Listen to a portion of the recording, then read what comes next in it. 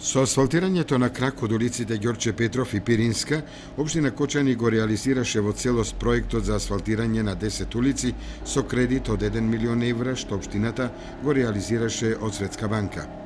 Планираните улици во Кочани на селбата Оризари се завршени, со што општината реализираше значајна инфраструктура во повеќе делови на градот. Се завршува и целокупниот проект за асфалтирање на 10 улици во градот Кочани.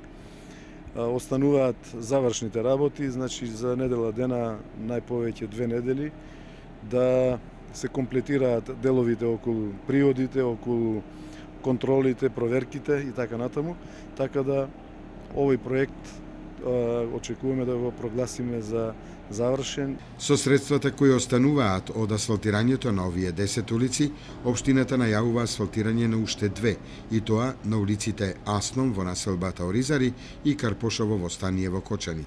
Со остатокот од средствата за дополнителни улици за кои што ќе биде потребно дополнително распишување на тендер. Во наредниот период веќе се вршат подготовките на улицата Асном во Оризари и на улицата Карпошово во Стание, значи 2 од 3 улици кои што беа предвидени со средствата. Очекуваме дека кога ќе се заврши кои ќе завршат целокупните пресметки, дека ќе имаме доволно средства за асфалтирање на 2 улици. Паралелно со ова, општина Кочани за наредниот месец најавува и асфалтирање на уште 2 улици во спортско-рекреативниот центар Пониква.